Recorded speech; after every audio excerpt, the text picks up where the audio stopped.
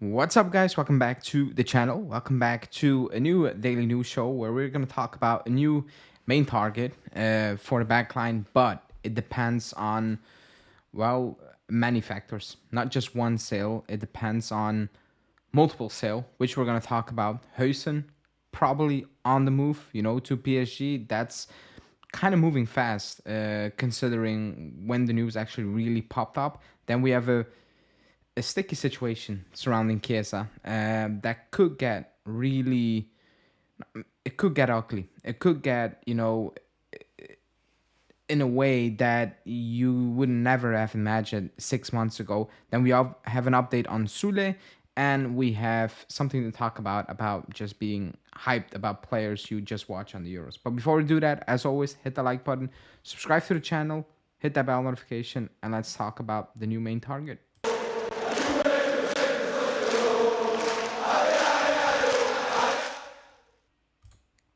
Okay, so Todibo is the main target, the new main target for the center back position, obviously, not just in general. That name kind of popped up the moment we understood that Calafiori was not going to happen. The name popped up, but it was more of Giuntoli liked him when he was at Napoli, and that dated back from a couple of years, not just last season or the season before that. And that was potentially an easy link because we were in talks with Thuram, with Nice, and it's 1+1 is 2, basically. But the news is kind of heating up right now. And Nico Shira is saying that Juve have actually opened talks with Nice to try and sign Todibo because he's one of Juve's main targets. However, a good 20 minutes later, Pedula came out, put out this article, as usually does, late at night, and he went more in depth. He said, yes, he is a target, and he is at this moment, if the club signs a center back, the number one target. However, Nice value him at 60 million euros. That's kind of the issue right now. That's one. Two, the issue is also that the club needs to sell first. They need to sell players first. And also, right now, despite him being a main target, he's not the main target for the entire squad. The focus is still on, obviously, sales and coal miners, basically. That's, in a nutshell, the entire story. On Todibo, I think everybody said it's hard, on we're going to get Calafiori. And this is a twist on it. If you look up his stats, and I did because I've not watched him play recently at all. On the ball, he's good. He can progress the ball. That's all probably what you're going to like about him if you really like Calafiori. He's physical. He's not that slow as well. He's pretty decent. Defensively, he's not the best defender out there. He's good. He's not, oh my God, basically, and maybe that's fine because Calafiori was not, oh my God, when he went from Basel to Bologna, but under Motta, he became basically, oh my God, what a player, so I'm not going to judge that part of the of the equation. However, he is a main target because he has certain characteristics that Motta likes. But like I said, we need to sell, or the club needs to sell. They need to make room. And one of those players that could potentially be on the move, and that's the second story before we're going to talk about Chiesa, it's Huijsen.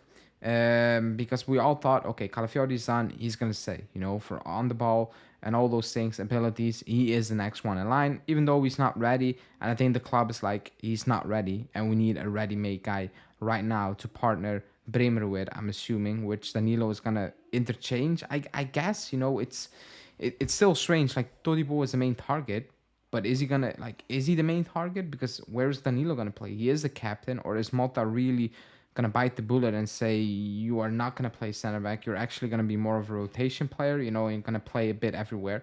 But Huijsen is in talks with PSG, actually agreed with PSG, and PSG is ready to offer 20 million euros to the club, to Juve, which is not deemed enough because the club wants 30, but a deal could be closed at 25 plus bonuses.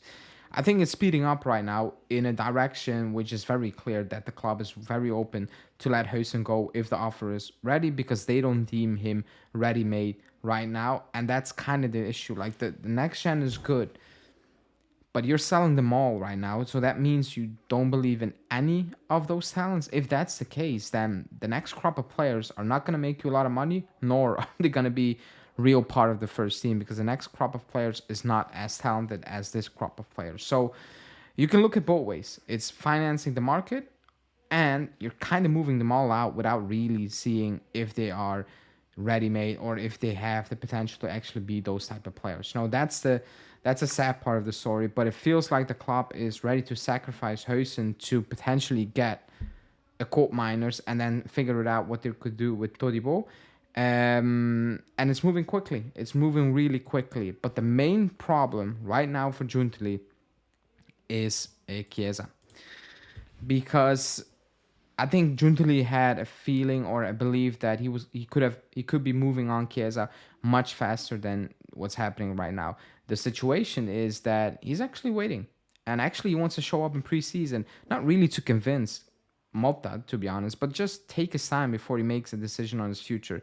Didn't say anything to Roma, basically said no at this moment in time, don't talk to me until I am preseason back. Di Marzio's actually saying there's also an option that he's just going to leave on a free next summer. And I've seen people say, oh, he's bench him and whatever. That's not going to happen. When you have that player on that wage, you're going to play him, because also we don't have the funds to bring a replacement. So you're going to be forced to play Chiesa. The club told him you're not part of the plans, and the club can do that. But Chiesa can also say, okay, but I'm not in no rush. I'm going to take my time until I see the best offer. And if not, then who knows, basically. And we cannot blame Chiesa for that, because I would do the same thing in that situation. I would not make a hasty decision being signing for Roma. Like, that's the next move in my career. I want to think about it. So that is the situation, and it's a problem for Giuntoli, because he wants to sign Jadon Sancho, but he doesn't have the funds, so he's telling Jadon Sancho, wait. But Man, you are pushing Jadon Sancho out of the door, and other clubs like Dortmund are still interested. But Chiesa is in full control of the situation. He is dictating kind of the pace of our transfer market right now. And that for Giuntoli is a massive issue. And it could get a bit ugly in a couple of weeks. Let's say it's August and he still hasn't decided. It could get ugly. Keep that in mind. That's what it is, And maybe you can be on Giuntoli's side, on Chiesa's side, and you could be frustrated because the club wants to move on, but they can. But actually, the player is in control, and the player has a personal life, has a personal decision to make, and that's up to him right now. But that's really the situation that we need to keep an eye on, and it could cause for some drama. Now, the next weird story is Soulé. It's from Di Marzio, saying that Leicester are in the race for Soulé. They're offering 25, but for the club, it's not even close to open talks. The situation is, Mota likes Soulé. He kind of wants to use him. The club is very open to keep Soulé, but if an offer, of 40 million euro comes in, the club is like, okay, we're not going to decline that, move on. The weird part of that story is that there is not a single replacement linked if we sell Soulé. That's the scary part right now. That's actually the weird part. That's one. And two, everybody's saying, oh, it's going to be 25 million, the offers. And Pedula's saying, you know what, keep an eye on, because 40 million, that could actually be reached coming from the Premier League, But it's very,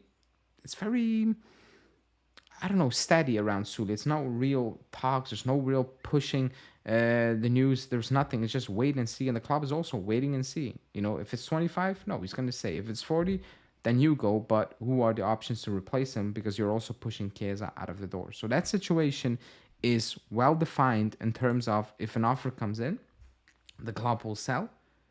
But if an offer doesn't come in, the club is like, fine, we're perfectly okay in keeping you. Giuntoli is okay with that. Thiago Motta is okay with keeping him as well. And that's kind of the weird part. The weird part of the story, I'm not going to lie. So that's that. And to wrap this one up, everybody's favorite, Kadioglu.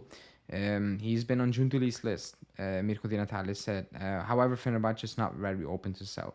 These are one of these players that he looked good at the Euros, and I'm not gonna lie, I only watch him at the Euros, so I cannot say I want him. He looked good, but I've not seen if he is consistently this good. Somebody can tell me that, and I'll probably take your word for that, because I don't watch Fenerbahce.